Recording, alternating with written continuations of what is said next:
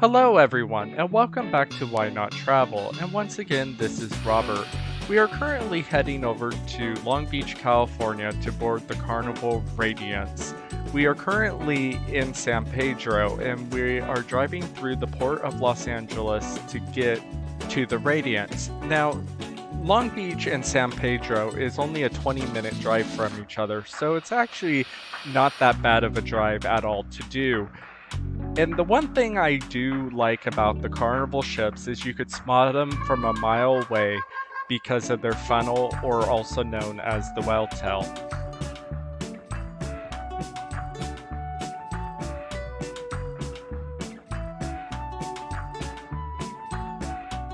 And we made it.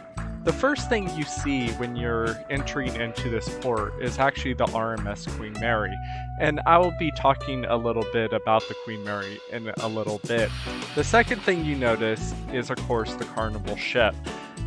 And Carnival is actually the only cruise line that home ports in Long Beach, California. So if you're going on a Carnival cruise, you will be sailing out of this terminal. The terminal building itself is actually quite interesting as well, and has a very interesting historical past. You see, before it became a cruise terminal, it was actually an aircraft hangar. And at the time when it was built, the world's biggest aircraft, also known as the Spruce Goose, designed and built by Howard Hughes, was actually stored in this building. The Spruce Goose has since been moved into an air museum up in Oregon, but the building itself, it was transformed into a cruise terminal, which Carnival Cruise Line rents out. Now for the Queen Mary. I know there's a bunch of rumors going on at the moment about the Queen Mary and her future, but the bottom line of it is the city found out it will actually be more expensive to scrap her than to save her. So they are currently in the process of doing the major repair work needed to keep her around for generations to come. I will definitely be coming back to the Queen when she reopens, because she is a very famous ship and probably the most famous ocean liner to date that is still around. Once you get through security and the check-in process, you end up on a bridge, or basically it's a causeway to get to the Carnival Radiance. And this is probably one of the most epic and longest bridges you will ever have to cross at any cruise terminal to board your ship. The one thing about a Carnival cruise, at least out of Long Beach, is the excitement builds as everyone's walking to the ship, and once you're on board, there's just a vibe on every Carnival ship that I just don't get on any other cruise line, which is welcome to the fun. I mean, Carnival Cruise Line's slogan alone is, "We are the fun ships." Hey guys, welcome back. So we are finally on the Carnival Radiance. And yeah, I mean, she's exactly as I remember her. Crew is friendly and everything. It's a beautiful day today. I think we're in the 70s, maybe low 80s, but I really think it's the 70s. So we should have a beautiful sailaway. Had to come up to the Blue Iguana, one of the included lunch options on board the ship. And after coming off of Navigator and coming onto the Radiance, I can definitely say I feel more at home on Carnival. And mainly probably because I have mainly been selling Carnival. I just know the ships and they're just more familiar.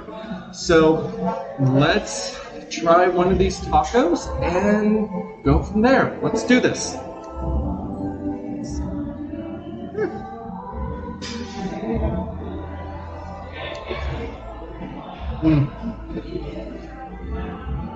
Definitely come to the Blue Iguana. Most of the people going to the buffet, I'll fully admit, buffet on Carnival, not the best. But Blue Iguana, it's a must. Breakfast burritos are to die for. Really looking forward to having one of those tomorrow. Anyways, I'm gonna finish this and I will catch up with you guys in a bit. Okay, so now I am just walking around the ship. So one thing about the Radiance, and I didn't realize how much I actually liked this until I just came off a Navigator and now I'm back on Radiance, is the size of the ship.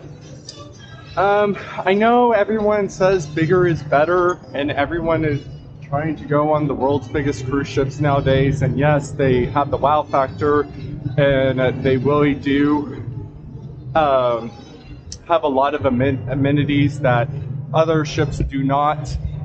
However, there is just something about a smaller ship. The fact that I could get around and I don't have to walk a football field to get anywhere on the ship is really, really nice. And another thing about the Radiance is that they upgraded her. She used to be the Carnival Victory, now she is the Radiance, and basically she is a miniature panorama. So it's a good introduction into Carnival without having to go on one of the bigger ships. This is a very cost-effective vacation, if you will. And so if you want to try cruising just to see if you like it, this is the perfect ship for you. And it's also a very good ship to pick for Carnival if you have never been on a Carnival ship. And the reason why is they have the ropes course and just different stuff that the other smaller ships do not have. So it's like a showcase and gets you a taste and the feel of Carnival before you decide if you want to continue to sell a Carnival or maybe try a different line. Carnival is not for everyone. I already know that, and I know some people are going to disagree with me when I said I feel more at home on a Carnival ship than a Royal Caribbean ship.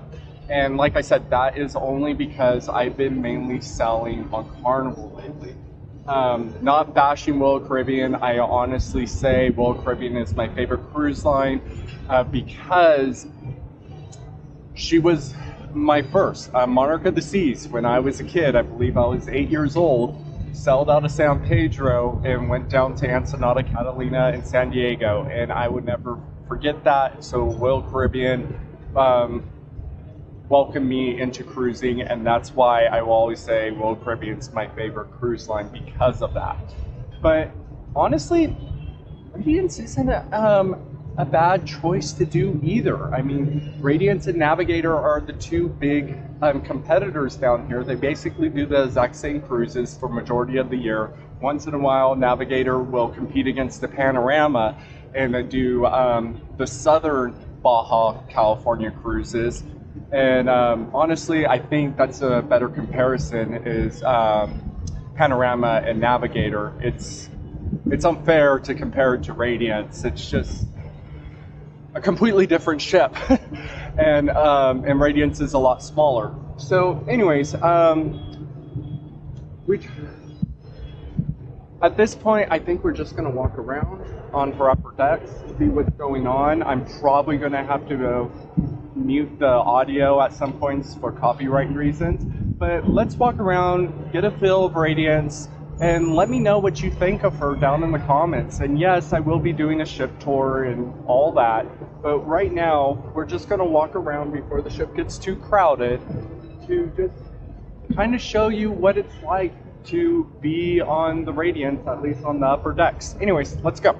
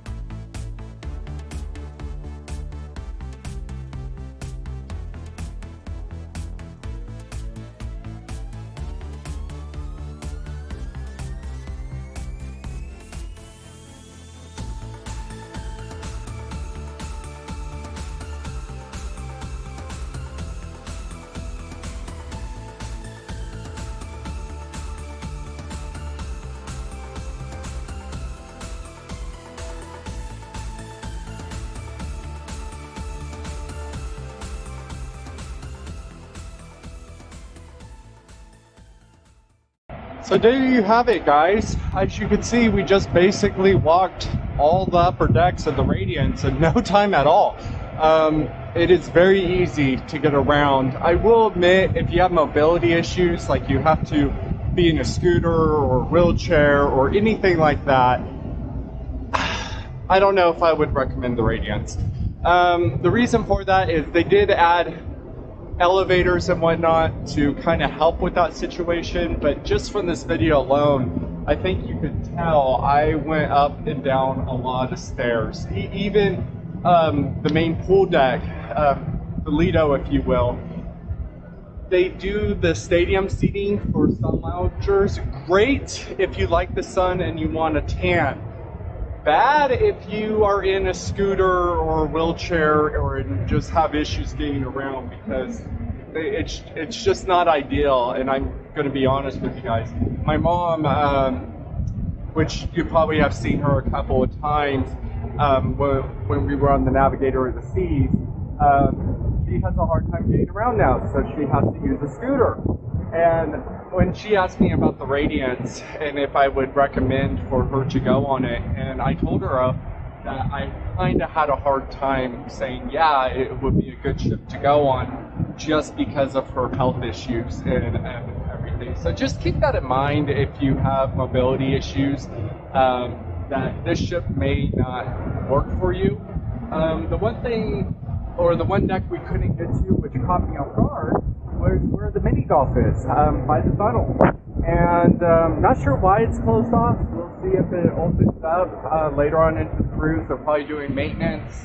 When you're dealing with cruise ships, the crew is doing maintenance 24/7 to try to get these ships to look pristine at all times. So it is what it is.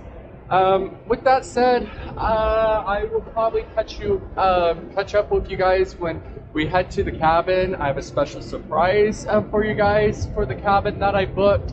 All I'm going to say at this point in time that there's only 2 of these cabins on the entire ship. And no, it's not a suite. So I'm really looking forward to checking out that room and showing you guys, because it might be something to consider if you're not willing to splurge on a suite. This might just check off that box if you just want to do something a little bit nicer. So anyways, when the cabins are open, I will show you guys around at that point. Until then, I'm going to probably just walk around, probably get some footage for some other videos that I'm going to be doing in the coming days, like the ship tour and whatnot. So yeah, if anything happens, I will let you guys know. See you guys. So like I said, I was able to get a special room for this cruise on the Carnival Radiance. It is cabin 9200. So this cabin is unique because it is in a suite. However, this is what you get when you book this room. This is actually considered a deluxe ocean view. And it is freaking massive. And you have a view that overlooks the front of the ship. Now, to give you guys an idea of where we're actually right above the bridge on the ship. If you look right there, that is actually the captain's suite, which is the nicest room on board the Carnival Radiance. So right next to it, you have this room, the deluxe ocean forward view. And it's just amazing. Now, as you can see, there's a crib in here. I'm going to be sharing this room with a family friend, or not a family friend, with my sister-in-law, and her infant is going to be staying with us as well. But this room could actually sleep up to 5 people.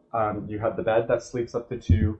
Then they have the sofa that can accommodate up to 2 as well. And then they could also bring in a rollaway if needed. However, I will admit, if you had a rollaway bed in here, it would be extremely tight. So I don't know if I would personally sleep 5 people in here, but the option's there if you need to. Also, one thing to note, since this cabin is really huge, is the fact that you're only allowed to book this cabin if there's 3 or more people staying in the room.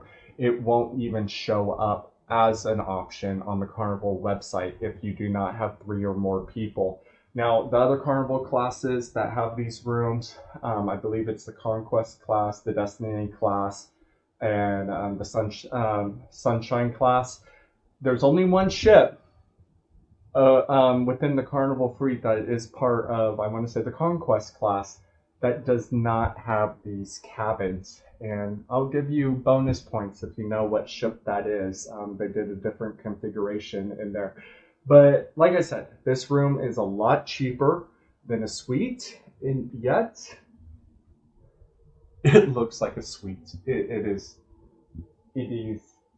unbelievable, and I am so happy this room was available and I was able to get it and for a fraction of the price of a suite.